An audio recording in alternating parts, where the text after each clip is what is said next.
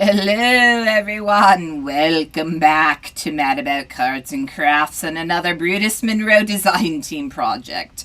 Today we're using the Spooky Kids stamp set to create a Halloween masterpiece. Okay, so for real, this is the adorable Spooky Kids stamp set that was released last week in the Brutus Monroe store. There are 6 different kids, a zombie, a ghost, a witch holding a trick-or-treat bag and riding her broom, Frankenstein, Dracula, and this adorable little pumpkin girl. The sentiments are equally adorable. The first one says, "It's just a bunch of hocus pocus. Halloween is a real treat. Witches, goblins, and ghouls, oh my." And finally, the sentiment that I'm using today, which is "too cute to spook," because aren't these adorable? What horror movie doesn't have some sort of farm or barn house? I thought that it was the perfect addition for this card, so I'm using Farmhouse Friends, and I am going to color up my images off camera. I'm starting with a stencil that I created, and I'm using this banana split Velveteen glaze.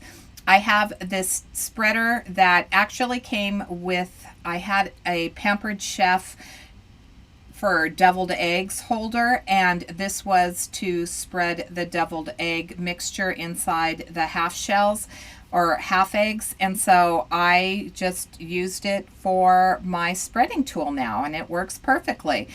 This is going to really surprise me. So I wanted that spider web background. I wanted that yellow. I thought that it was perfect. It would create kind of like the moonlight in the background. And I'm going to add Distress Oxide to this card panel. It is 4 1/4 by 5 1/2 inches. I'm using Seedless Preserves, and you can see that mixing mixing that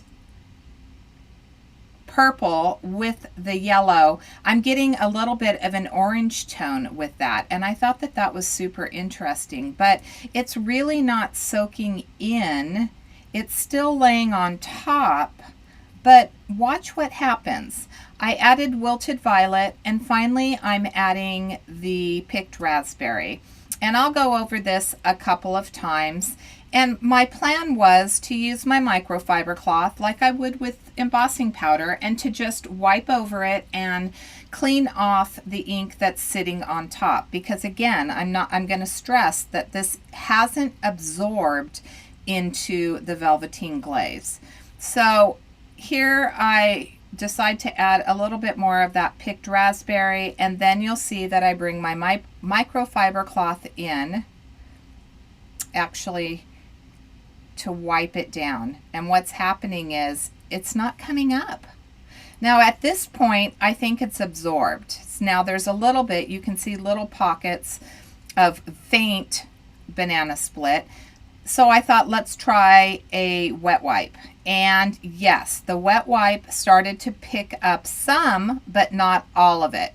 And again, I'm thinking this has absorbed into the Velveteen glaze. But when I take my fingernail right here and I scratch at it, now I'm not denting that Velveteen glaze at all. It's not denting at all, but it is allowing me to pick up the mixture. So I had to scrub a little bit to get that yellow underneath. So just food for thought when using the Velveteen glaze, that it does have a little bit different reaction with my Distress Oxides. I needed to add some grounding for my cute little Halloween kids, and I am using some Twisted Citron here. Now this is a beautiful panel. I absolutely love the vibrancy of this. Typically this is a panel that I would create, but I wanted it to be more of a nighttime scene, so I'm going to add the Black Soot Distress Oxide all the way around the edges.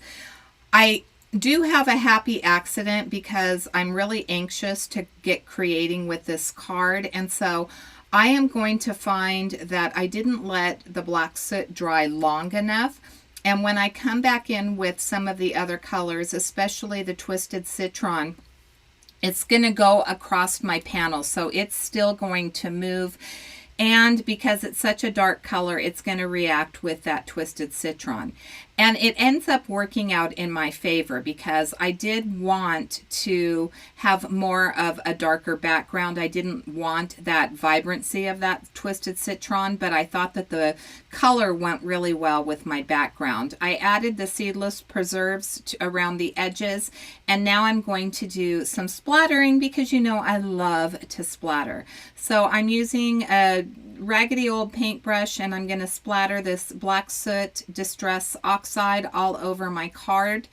And then I'm going to bring in the wilted violet and do the same. My brush ends up being a little bit too dry, so I'll use my distress sprayer just to wet my brush down a little bit more so that I can get some better splatters. I think I do it right here. Yep. And I'll have a little bit of water there on the side if I needed to add it to my brush.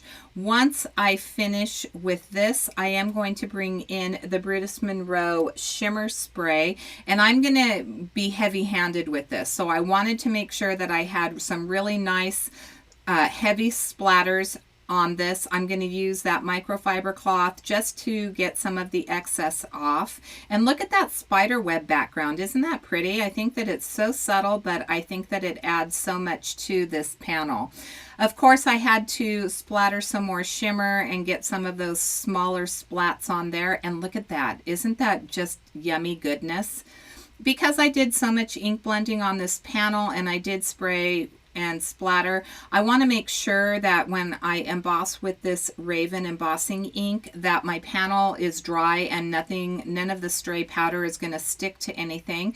So to make sure that this was ready, I used my anti-static tool and I ran that Raven embossing powder over my panel, and as you can see, my panel was perfectly dry. Now I did set that aside for about an hour or so before I came back to do this portion of it.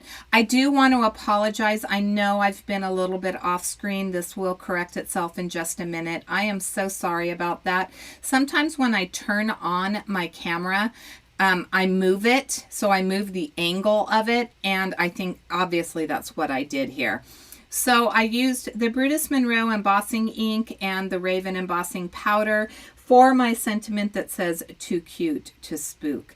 As I said, I did color my images off camera. I used some neutral grays for the Farmhouse, and I have an A2 size top folding card base that I'm gluing this panel to. So it is going to be a finished card of 4 1/4 by 5 1/2.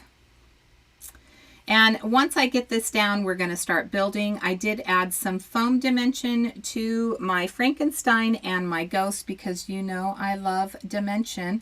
I will glue my spooky farmhouse to the background, and then I am going to add my cute little spooky kids, and that's going to be my card for today. So I want to thank you so much for joining me. I hope that you found this video informational. If you did, please make sure to give it a big thumbs up. If you haven't subscribed to my channel, I would love for you to subscribe and ring the bell so that you're notified whenever I do upload a new video. I am going to cover up right there that little bush that's on the side, but the haystack is going to show through.